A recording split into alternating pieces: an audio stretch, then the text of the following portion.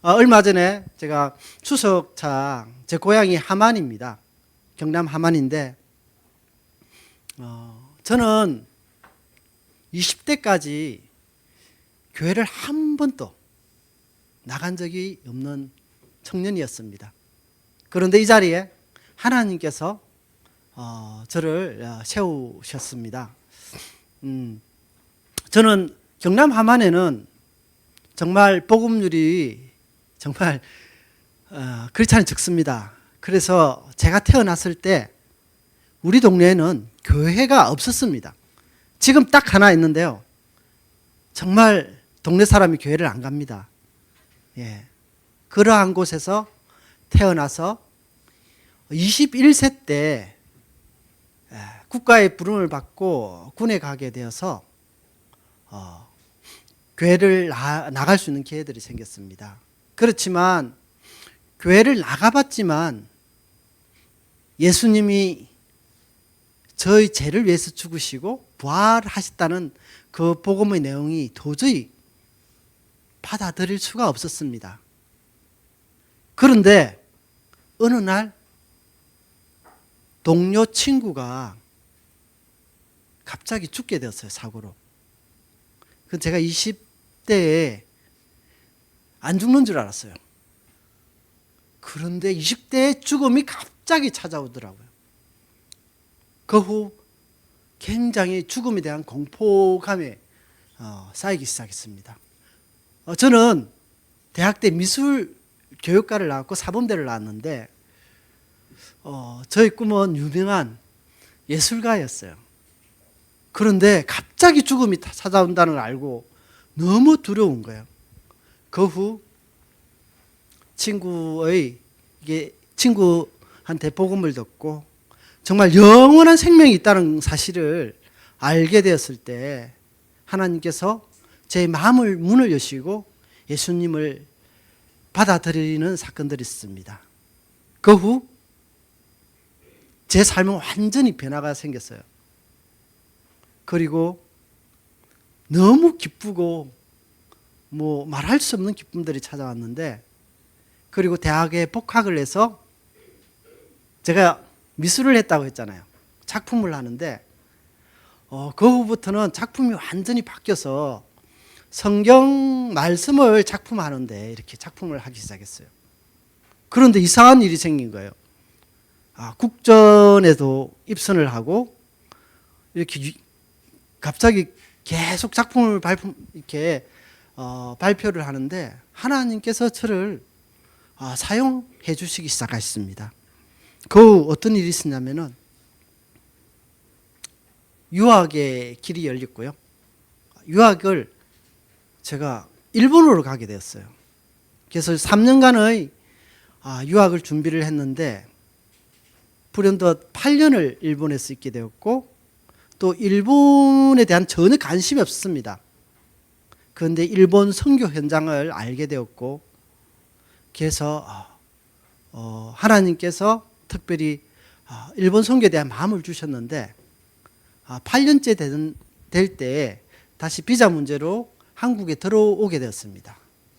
그리고 하나님께서 은혜로 지금 있는 아내를 주셔서 결혼의 문도 열리고 또 한국에 들어와서 13년간 사업의 문도 열려서 하나님께서 많은 축복을 주셨습니다. 그래서 한국에서 저는 열심히 하나님을 섬기려고 생각했습니다. 그런데 특별히 13년 만에 하나님의 부르심이 있어서 일본이 아니라 아프리카를 가려고 했어요. 아프리카 마다가스카르를 가족이 3개월간 갔다 왔는데 그곳에서 하나님의 부르심이 있어서 그곳을 가려고 준비를 했는데 하나님께서 갑자기 선교지를 바꿔버렸어요. 그리고 일본 땅으로 가게 되었어요. 제가 요나도 아닌데 사실 그렇잖아요. 일본에 대한 감정이라든지 역사적인 감정이라든지 우리 마음속에 뿌리 깊게 남아 있습니다. 그런데 하나님께서는 내 원수를 사랑하라. 그리고 일본 땅에 지금 현재 0.4%의 복음률이고 그리고 출석률이 0.2%입니다. 그래서 크리스천을 만나기가 굉장히 힘듭니다. 그러한 곳에서 특별히 하나님께서 오늘 시편 24편 7절에서 10편 말씀을 주셨는데, 이 문들아 너희 머리를 들지어다, 영원한 문들아 들릴지어다, 영광의 왕이 들어가시리로다.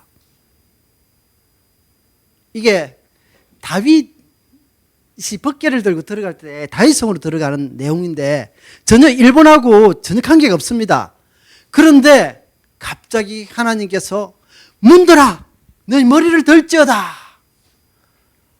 이 문이 넘겨주실래요? 예. 이게 밑에 하나 보이죠? 문이. 이게 일본 우상을 상징하는 토리이라고 하는데, 이 어마어마한 일본의 우상 안에 왕 대신 주께서 들어가신다고 하십니다. 그래서 저는 일본을 8년간 있었기 때문에 정말 어렵습니다. 그래서 안 가려고 했습니다. 훨씬 아프리카로 가기를 원했습니다. 그렇지만 하나님께서는 이곳을 가기를 원했습니다. 0.4%, 출석률 0.2%, 그리고 그 문화적인 환경, 너가 더 잘 알지 않느냐, 그곳을 가기를 원했습니다. 너희는 먼저 그 나라와 그 의를 구하라. 그리하면 이 모든 것을 너희에게 더하시리라. 하나님께서 하나님의 나라를 구하라고 그 땅에 가기를 원했습니다. 그래서 이곳을 갈 때 저는 능력이 없습니다 하고 했을 때, 영광의 왕이 누구냐? 강하고 능하신 여호와시요 전쟁에 능한 여호와시라. 하나님은 파워풀하시다. 그래서 선교는 너가 하는 것이 아니라 왕 대신 내가 한다 고 하셨습니다. 그래서 실질적인 문제가 생기더라고요. 비자가 나와야 되죠. 선교지는 비자가 안 나오면 못 들어갑니다. 그런데 하나님께서 특별히 저희 학위를 사용하셔서 큐슈 쪽에 국립대학으로 바로 들어갈 수 있는 기회가 열렸고, 그리고 외국인이라 집 구하기가 굉장히 힘듭니다. 그래서 정착할 수 있는 집도 구할 수 있는 길들이 바로 열렸습니다. 그래서 먼저 이곳 큐슈 지역에 가게 됐습니다. 예. 처음에 너무 좋더라고요. 좁지만. 그래서 막 주님을 높이 찬양하고 또 기도하고 이렇게 했는데 5일 만에 민원이 들어온 거예요. 일본은 조용해야 되거든요. 문화가 다릅니다. 그리고 이게 나무집이라 방음이 하나도 안 돼요.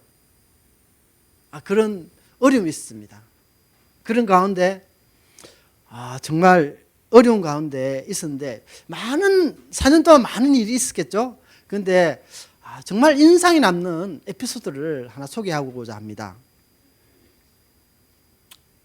처음에 저는 일본어가 되는데 아내랑 자녀들이 일본어가 전혀 안 돼요. 그래서 1년간은 막 울면서 애들이 학교를 갔어요. 그런데 1년 만에 여기 있는 친구, 미카라는 친구가 생기게 된 것이에요. 그래서 학교를 40분간 걸어가는데 이 길을 가다 보면은 이런 애들이 있어요. 이런 애들이. 그 수호신이거든요. 이거는 어린이들을 지키는 지조사마라는 우상이에요. 그런데 우리 딸이 이제 1년 있으니까 언어가 열린 거예요. 그래서 친구하고 40분을 걸어가면서 이런저런 이야기를 하면서 이제 가는데 친구가 이렇게 합장을 하면서 이제 기도를 하는 거죠. 그래서 성령님께서 갑자기 저희 딸에게 마음을 주셨어요. 이 영혼이 예수님을 알지 못하면 어떻게 될까라는 마음을 주신 거예요. 그래서 일본에 저희 시에 교회가 하나 있는데 한 10명도 안 돼요. 그리고 70대 이상 분들밖에 없어요. 그러면 시에 예수님 믿는 사람이 전혀 없는 거예요. 그런데 예수님을 말하면은 우리나라는 예수님 단어를 아는데 거기는 좀 잘 몰라요. 그래서 미카야 혹시 예수님에 대해서 들어본 적이 있냐 하니까 모른대요. 그래서 하나님께서 그 마음을 주셔서 예수님이 너희 죄를 위하여 죽으시고 또 부활하셨다는 사실과 그 복음을 저희 딸 2학년 때 이렇게 나누었어요. 그런데 그가 예수님을 이렇게 영접하는 거예요. 그래서 이 선교사가 왔는데 저희는 복음을 이렇게 어려웠는데 하나님께서 이 모습을 통해 하나님께서 어떤 마음을 주시냐면은 영적 싸움이다. 한번 같이 읽어 주실까요? 주 대적으로 말미암아 어린 아이들과 젖먹이를 입으로 권능을 세우시며 이는 원수들과 보복자들을 잠잠하게 하심이라. 참 위로가 되더라고요. 그래서 딸이 복음을 전하고 또 이렇게 집에 초청을 해서 계속적으로 양육을 해 나가는데 저희는 하나님께서 그 마음에 참 긍휼한 마음을 주셨다. 그런데 그 마음을 제가 참 복음을 받아들일 때 그런 마음이 있었는데 하나님께서 동일하게 자녀에게 그런 마음을 주셨구나라는 마음을 주셨어요. 그리고 그 후 이게 방음 때문에 소리 때문에 선교사가 이 지역 주민을 이거 초대를 해야 되잖아요. 이게 민원이 와서 초대도 못 하는 거예요. 그런데 어느 정도 심하냐면은 이분이 보통 분이 아니라 4년 동안 모든 옆집에 들어오는 이사 오는 분을 다 쫓아버린 거야. 그래서 4년간 저희 집이 비어 있는데 저희가 들어온 거예요. 그런데 저희는 이사를 하려고 했는데 외국인이라 집을 안 빌려주는 거예요. 그래서 어쩔 수 없이 그 집에 있어야 되는데 하나님의 훈련 속에서 그렇지만 놀라운 일이 있습니다. 이때 2019년 노재팬 굉장히 어려웠어요. 노재팬 시기와 또 조금 있으니까 코로나 이 상황에 특별히 저희 가정의 형편을 알고 자기 집으로 놀러와라 초대를 이렇게 하는 거예요. 반대로 이게 있을 수 없는 일인데 하나님께서 일을 하시는 거예요. 그래서 각자 집에 들어가서 이렇게 복음을 전할 수 있는 기회들이 생기기 시작했어요. 그리고 이제 친해지니까 6개월 만에 저희 아내가 6개월 됐는데 언어를 잘하겠어요? 못하겠어요? 못하죠. 근데 노래는 잘합니다. 찬양은 잘합니다. 그래서 친한 가정을 초대했어요. 그리고 문화센터를 빌려서 정말 소리 높여 찬양을 하자. 한 가정을 초청했어요. 같이 찬양을 하자. 이 가정이 왔는데 세인아 가정인데 정말 우리가 이게 기도할 수 없고 찬양할 수 없는 이러한 상황에 이제 센터에 그 지역의 문화센터를 빌려가지고 대여를 해서 이렇게 했는데 이분이 막 친구들을 초대를 하는 거예요. 갑자기 이게 어린이 찬양단이 된 거예요.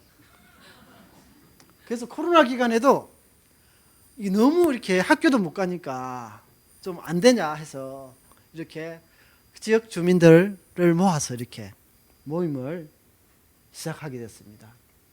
그 후 세 시에서 크리스마스 때 찬양 크리스마스 콘서트가 있었는데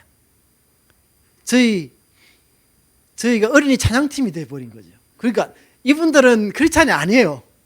그런데 크리스찬 찬양팀이 되어서 초청을 받은 거예요.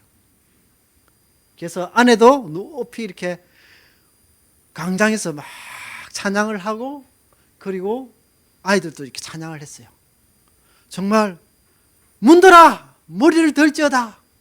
영원한 문들아 들릴지어다. 영광의 왕이 들어가시로다. 하나님께서 일을 하기 시작하셨어요. 저희는 아무것도 할 수가 없었는데 그 일을 시작하기 시작하셨습니다. 그리고 애들에게 이제 2차로 이렇게 광장에서 모였을 때 여러분 그때 토요일이었으니까 주일날은 교회에 오셔서 찬양 콘서트가 있습니다. 와주십시오 하니까 이렇게 오기 시작했어요. 그래서 교회는 10명밖에 안 되는데 이상한 일이 생기는 거예요. 지역 주민들이 특별히 저희 어린이 찬양팀이 10명이었는데 이 지역에는 굉장히 오래된 전통적인 마을이라서 할아버지, 할머니가, 손자가 이렇게 찬양을 한다니까 친척을 다 모으는 거예요. 그래서 한 사람당 10명씩. 10명 찬양팀이 있으면 100명이 되는 거예요. 이렇게 해서 하나님께서 일을 하셨습니다. 그래서 정말 문들아 너희 머리를 들지어다. 영원한 문들아 들릴지어다. 영광의 왕이 들어가시로다. 인간적으로 할 수가 없는데 주님께서 일을 하기 시작했어요. 그리고 특별히 코로나 때 이제 대학도 폐쇄가 돼버리고 어떻게 할 수가 없었어요. 그런데 제 전시회를 학교에서 이렇게 국립대학에서 전시회를 할 수가 있었어요.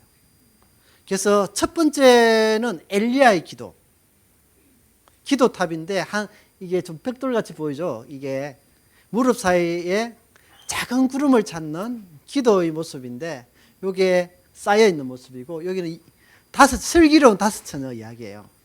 네, 그 이야기를 이제 전시회를 했는데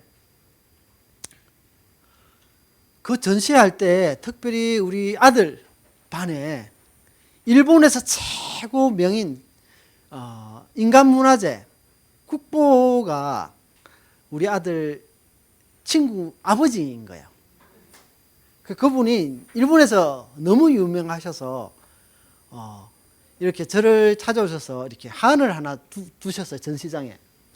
학교 총장이 다 깜짝 놀라는 거예요. 이분은 만날 수 없는 분인데 대학 교수들도 깜짝 놀라고 그래서 하나님께서 문들아 너희 머리를 들지어다. 영원한 문들아 들릴지어다. 영광의 왕이 들어가시로다. 국보 한 분하고 친구 되는 다 깜짝 놀랐는데 왕 대신 예수 그리스도께서 함께 하시면 어떤 일이 일어나겠습니까? 우리의 싸움은 혈과 육에 대한 것이 아니요 어둠 권세자들과 영적 싸움이라는 것을 알게 하셨습니다. 그래서 하나님께서 코로나 기간에 일을 시작하셨어요. 그래서 코로나 기간에 단체로 사람이 못 오잖아요. 둘둘 짝을 지어서 전시장에 오는 거예요. 그래서 성경 스토리에 대해서 이야기를 하고 또 관심이 있으면 복음을 전하고 또 더 관심이 있으면 기도해주고 그런 일들이 있습니다. 하나님께서 놀라운 일들이 있습니다. 그래서 바로 여기구나. 하나님께서 이 일을 하기 위해서 이곳에 불러셨구나 해서 저는 이제 여기서 이제 선교 센터를 준비를 하려고 했습니다. 이 지역에서. 그런데 잠시만요. 위쪽으로. 홋카이도에서 연락이 온 거예요. 제가 7년 전에 필리핀 단기 선교를 갔는데 그 목사님이 홋카이도 출신인데 담임 목사로 홋카이도에 계신다는 거예요. 그래서 제가 선교사로 왔다는 걸 알고 홋카이도에 복음 전할 사람이 많으니 좀 올라올 수 없겠느냐. 그래서 이거 2년 동안 정말 자녀들 정착이 너무 힘들었거든요. 그래서 기도해 보겠습니다. 이렇게 했는데 2주 만에 학교에서 제가 계속 비자를 내준다고 했거든요. 근데 코로나 기간에 2년 만에 비자를 안 내주겠다는 거예요. 그래서 주님 이게 무슨 말씀입니까? 저는 너무 잘 되고 있는데 해서 큐티 말씀이 이 말씀을 주셨습니다. 예, 같이 읽을까요? 밤에 환상이 바울에게 보이니 마게도나 사람 하나가 서서 그에게 이르되 마게도나를 건너와서 우리를 도우라 하거늘 바울이 그 환상을 보았을 때 우리가 곧 마게도나를 떠나기를 힘쓰니 이는 하나님이 저 사람들에게 복음을 전하라고 우리를 부르신 줄로 인정함이라. 사실 가기 싫었습니다. 그렇지만 주님께서 가라 해서 순종하는 마음으로 올라가게 됐습니다. 이쪽으로. 자, 이게 북쪽이요. 여기는 제주도 유도고요. 큐슈는 제주도입니다. 저희가 첫 정착한 곳이. 그런데 저 빨간 쪽이 시베리아. 저 눈이 3m씩 옵니다. 겨울에. 그래서 완전.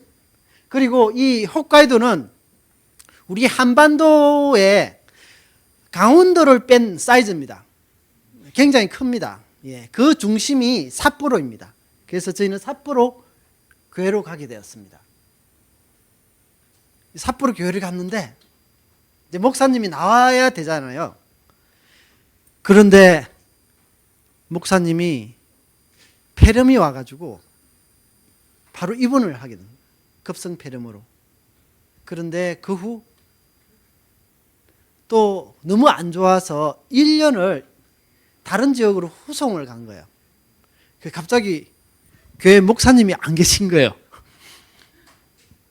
그래서 갑자기 저는 또 지역을 옮기면 또 적응을 해야 되는데 바로 그냥 가자마자 사역이 바로 시작되었습니다. 그런데 하나님께서 이 일본 성도들이 목사님이 갑자기 쓰러져 버려서 우왕좌왕할 때 그래서 막 정말 일본 교회도 다 코로나 때문에 이렇게 예배를 드릴 수가 없었거든요. 그런데 유일하게 이 목사 없는 교회만 더 기도하고 더 모여서 눈물로 기도하기 시작했습니다. 그리고 다시 교회가 온전하게 서기 시작했는데 이상한 일이 일어나기 시작하는 거예요. 오전 예배가 끝나면 이제 끝이거든요. 코로나 때문에 식사도 안 하고 다 헤어지는데 2시쯤 되니까 어린이들이 교회에 놀러 오는 거예요. 이게 코로나 때는 전도도 못 해요. 이게 정말 어려운 상황인데 교회에 어린 친구들이 놀러 오기 시작해서 이거 안 되겠다. 그래서 바로 어린이 캠프를 시작했습니다. 그래서 어린이 캠프가 시작됐는데 하나님께서 여기 교회는 주일학교가 없어요. 애들이 없어요. 그냥 3살, 6살. 그래서 교회에 다음 세대가 없으면 어떻게 될까? 일본은 더 고령화되고 더 이렇게 힘듭니다. 그래서 다음 세대 세우기를 위해서 빨리 주일학교를 세워야 되겠다 해서 이렇게 어린이 캠프를 시작했고 그리고 주일학교를 세우기 시작했습니다. 그래서 현재 2년이 지났는데 7명의 교사들이 세워졌습니다. 그리고 얼마 전에 저희가 한국 왔을 때 교사들이 여름 캠프를 했대요. 자체적으로. 너무 감사하고 목사님은 아직 조금 편찮아서 이렇게 한 달에 한 번 정도 메시지를 하시는데 좀 회복 중이고요. 그래서 이렇게 하나님께서 일을 시작했고 특별히 일본은 교회와 지역사회와 너무 동떨어졌습니다. 출석률이 0.2%라 했죠. 그럼 2,000명에 뭐 1명꼴이잖아요. 이렇게 찾기가 너무 힘들어요. 우리 자녀가 학교 가면 전교에 예수 믿는 사람이 자기밖에 없어요. 크리스찬을 만날 수가 없습니다. 그런 가운데 어떻게 하면 지역 사람들을 교회에 초청할까? 그런데 20년 전에 제가 유학을 했을 때는 연사마밖에 몰랐는데 지금은 방탄소년도 알고 드라마 뭐 이렇게 굉장히 한국 문화가 붐이 있어요. 그래서 이 한국인이라는 것만 하러 인기가 있어요. 그래서 김치 저희 아내가 찬양 사역을 하려고 했는데 이게 지금 음식 사역을 하고 있습니다. 예, 그래서 굉장히 효과적으로 음식 문화에 굉장히 관심을 가지고 또 가스펠도 굉장히, 한국에서는 가스펠 하면은 종교음악으로 생각하는데 일본에는 치유음악으로 생각합니다. 전혀 인식이 달라요. 그런데 종교적으로 접근하면 다 도망을 가버려요. 무서워하고. 그렇지만 문화적으로 접근을 하면 굉장히 호응적이에요. 그래서 그렇게 하면서 교회의 지역 주민들을 초청하고 또 한글이라든지 문화적으로 접근을 하고 있습니다. 교회에만 모여서는 안 될 것 같아서 될 수 있으면 저희는 지역에 좀 찾아갑니다. 그리고 가정을 오픈해서 될 수 있으면 사람들을 만나기를 원합니다. 그래서 지역에 이렇게 찾아가서 한국 문화와 놀이를 이렇게 접근을 해서 하고요. 그리고 될 수 있으면 크리스찬이 어떤 사람인지 잘 몰라요. 그래서 이렇게 초청해서 이렇게 또 한국 김치찌개도 끓여주고 하면서 교제하면서 복음을 전하고 있습니다. 예. 그래서 여기 조금 큰 사진은 큐슈에서 첫 가스펠을 같이 불렀던 집안인데, 여기는 불교 집안이고 유치원도 불교예요. 그렇지만 저희를 만나기 위해서 이렇게 큐슈에서 올라와서 예배를 함께 참여했습니다. 그리고 또 그 지역교회에 출석할 수 있도록 이렇게 권유를 하고 있고요. 여러 가지 만남들이 많이 있었는데 한 가정을 소개하고자 합니다. 이 음식 사역들을 이렇게 해서 이렇게 하고 있습니다. 또 지역에, 여기는 교회와 전혀 관계가 없습니다. 그렇지만 지역에 들어가서 친구 되고 또 복음을 전하는 사역들을 하고 있고요. 지역 아동센터에 들어가서 이런 사역들도 하고 있습니다. 이 가정을 소개하기를 원합니다. 많은 만남들이 4년 동안 얼마나 많은 만남들이 있었겠습니까?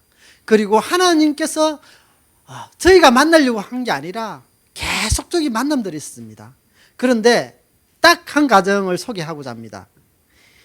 이 가정은 저희 아내, 저도 캠퍼스 선교회에 나는 대학 때 캠퍼스 선교를 했는데, 특별히 아내가 그 이대 쪽에 캠퍼스 사역을 했습니다. 그때 학당이라는 곳에서 일본인 학생이 1년간 유학을 왔어요. 한국에 20년 전에. 그때 나이가 20대였어요. 그리고 한국어를 배우다가 전도를 당해서 큐티 모임에 참석을 하게 됐어요. 여대의 한 청년이 매일매일 큐티를 하면서 성경을 보면서 예수님을 알아가다가 세례를 받고 이제 거듭나기 시작했는데, 제가 그 당시 유학을 하고 있었고 나고야에 사역을 하고 있습니다. 그리고 그 청년이 우연케도 나고야 출신인 거예요. 예수님을 믿고 부모님을 데리고 간증을 했어요. 그런데 일본 성도들이 깜짝 놀라는 거예요. 아니 1년 만에 어떻게 예수님을 믿을 수가 있냐고. 내 아들 자식들도 안 믿는데 너무 충격적인 거예요. 그래서 그가 다시 동경 쪽의 대학에 복학을 해서 큐티 모임을 결성하고 이렇게 2년 동안 그렇게 했는데 갑자기 사라진 거예요. 연락이 두절된 거예요.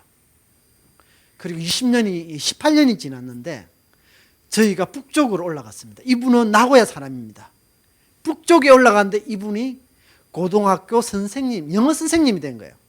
그리고 세 자녀를 여가 있었고 이제 결혼을 해서 40대가 된 거예요. 그런데 제가 삿포로에 오게 되었다고 초청을 했는데, 아이고 죄송합니다. 교회를 요즘 안 나가게 돼서. 그래서 마음의 신앙은 있는데 일본 사회가 교회가 없어요. 크리스찬을 만나기가 힘들어요. 근데 굉장히 어렵습니다. 그리고 어떤 그 운동회를 하면은 주일날 운동회를 해, 학교에도. 그러니까 주일날 모든 국가 시험이 있고 굉장히 신앙을 지키기가 힘들어요. 그래서 그도 어려운 상태였는데 크리스마스 날 초청을 했어요. 아내도 초청했고, 그런데 2년째 될 때 그들이 찬양대에 서서 찬양을 하기 시작했습니다. 하나님께서 이 가정을 보고 어떤 마음이 들었냐면은, 저는 아프리카를 가기 원했습니다. 그리고 큐슈에 남기를 원했습니다. 그렇지만 하나님께서는 이유도 모르게 이렇게 남쪽에서 북쪽으로 옮겼다가 이렇게 하셨는데, 하나님의 마음은 어떤 마음일까? 이런 마음이 아닐까 싶습니다. 함께 읽으실까요? 이 중에 어떤 사람 양 100마리가 있는데 그 중에 하나를 잊으면 99마리를 들여두고 그 잃은 것들을 찾아내기까지 찾아다니지 아니하겠느냐. 하나님께서 그 잃어버린 양에 대해서 내 마음이 아니라 하나님의 마음을 우리 마음에 품기를 원하신다. 정말 제가 대학 때 도서관에 있다가 공부를 하다가 고개를 딱 드는 순간, 이들이 예수님을 모르면 과연 그 사후 세계는 어떻게 될까라는 마음이 들기 시작했습니다. 그부터 복음을 전하기 시작했습니다. 복음을 전하다 보니까 여기까지 왔는데, 하나님의 마음을 하나님께서 주길 기도를 하기 원합니다. 오직 성령이 너희에게 임하시면 너희가 권능을 받고 예루살렘과 온 유대와 사마리아 땅 끝까지 이르는 내 정인이 되리라. 우리 마음속에 지금 추석 때 고향에 가면 안 믿는 분들이 얼마나 많습니까? 세계관과 얼마나 싸움이 있습니까? 우리는 기도해야 됩니다. 하나님께서 그 일을 해주십니다. 저희 장모님께서 그 8남매 가정에 시집을 갔는데 아무도 안 믿었어요. 그런데 장모님이 예수님을 믿고 지금은 그 가정이 복음화됐어요. 추석날, 설날 정말 온 힘을 다해 섬길 때 복음화가 됐어요. 그 가정이. 정말 추석 명절날이 정말 좋은 선교 현장이라 봅니다. 우리는 정말 깨어서 기도해서 현장에 들어가는 겁니다. 여러분은 선교사입니다. 명절날은, 설날, 추석은 정말 좋은 선교 현장입니다. 깨어있지 않으면 분란이 일어납니다. 하나님께서 각각의 마음에 잃어버린 영혼을 찾기를 원하십니다. 그걸 하기 위해서는 기도하기를 원합니다.